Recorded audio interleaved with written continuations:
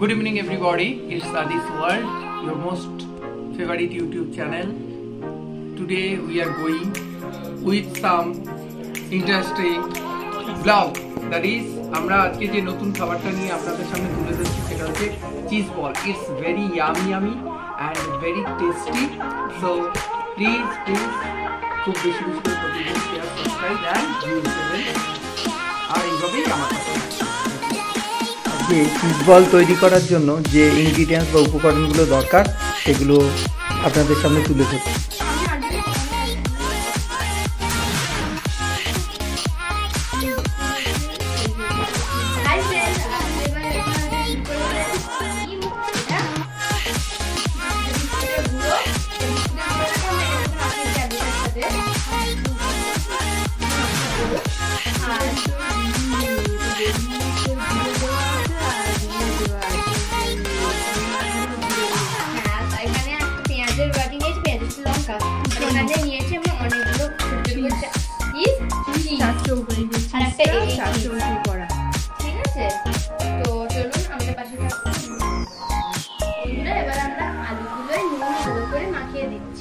জোরে বলবি, গলার আওয়াজটা বেশি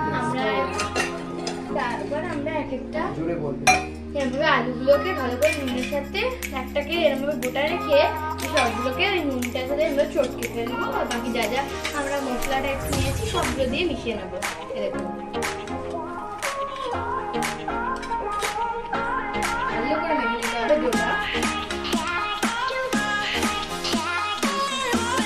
বানাবো ভালোভাবে মেখে নিচ্ছি আমরা ডোটাকে.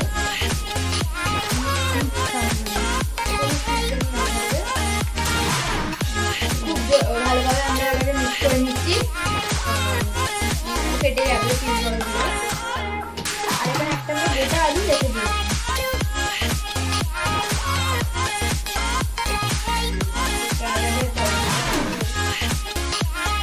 ভালো করে রেখে দেবো.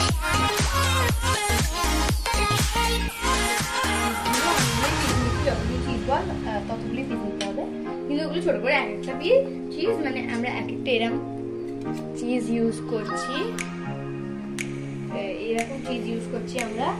এই দেখুন, এবার ওই যে ওই পেঁয়াজ আর লঙ্কা যেটা আমরা বেটে রেখেছিলাম, যেটা আমরা কুচিয়ে রেখেছিলাম, সেটা আমরা এর মধ্যে ঢেলে দেবো, মানে মেখে দেবো এর মধ্যে দিয়ে.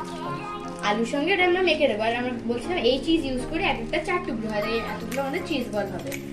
ঠিক আছে, আর একটা এক্সট্রা নিয়েছি যদি লাগে. আমরা ভালো করে ফেটিয়ে ওই যে ওটাকে একদম লিকুইড করে দেবো. এই দেখুন, ডিমটাকে ভালো করে ফেটানো হচ্ছে. দেখুন,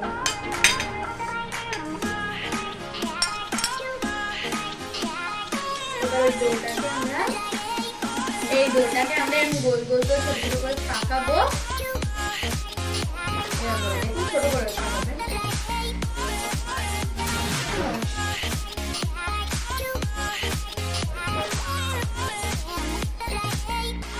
অনেকখানি ময়দা পুরোটাই নিয়ে নিয়েছি. ময়দাটা যত না ময়দা হবে তত না ডোটা টাইট হবে. ময়দা বেশি না হলে ডোটাও টাইট হবে. খানিকটা আমরা ময়দা মিশিয়ে পাবো. খানিকটা ময়দা মিশিয়ে ভালো করে আমরা ময়দা দিয়ে মেখে নিচ্ছি. দেখুন, ডোগুলো যত ভালো ডোটা হবে ততই টাইট হবে আর ততই ভালো খেতে হবে. তাই জন্য এইভাবেই মাখাবে. দিয়ে তারপর গোল গোল করে নুন দিয়ে, কারণ আরো তো লাগবে আমাদের.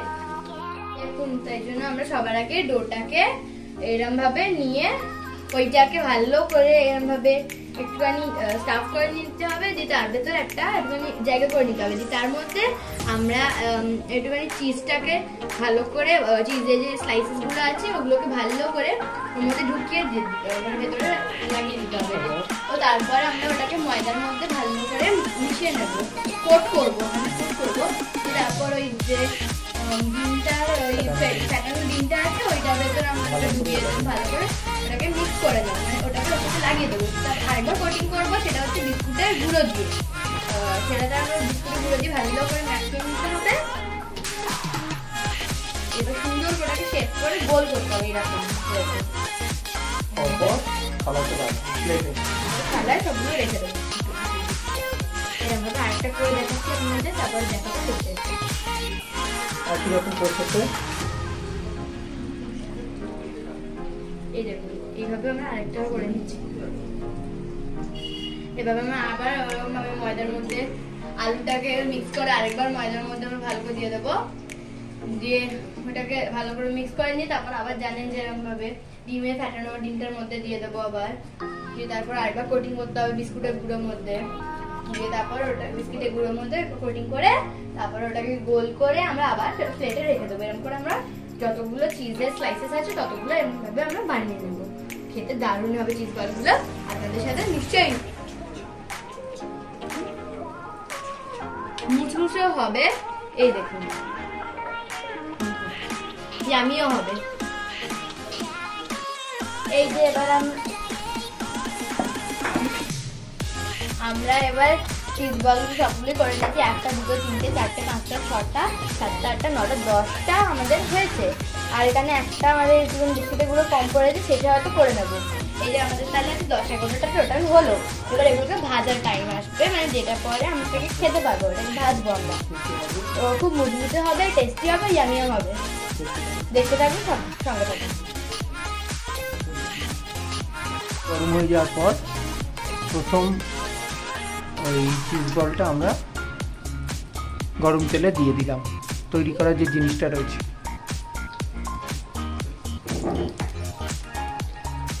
এবার আমরা 3টে বেশি না, বেশি একসঙ্গে দিলে আমাদের চিজ বলটা কিন্তু একটু বেশি ভালো হবে না, তাই আমরা এখানে এখন 3টে দিয়ে দিয়েছি। এবার খেতেও দারুণ হবে। আমরা একটা ভেজেছি, এই দেখুন ওটা ভাঙা পিসটা এরকম হবে, ওটা ভাঙলাম, ভেতরটা চিজ পুরো গোল।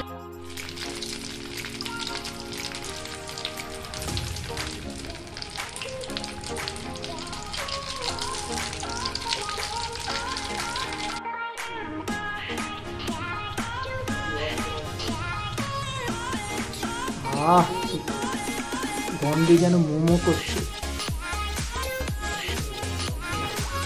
খাবার একদম তৈরি, গরম গরম, শুধু সার্ভ করার অপেক্ষা। কীরকম লাগলো সবাই জানাবেন। তো বেশি বেশি করে সাবস্ক্রাইব আর শেয়ার করবেন, কমেন্ট করবেন। কেমন লাগছে তোমার?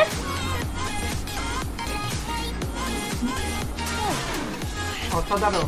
কিরকম হলো বলবেন, জানাবেন। এই ব্লগটা এখানেই শেষ করছি। টাটা।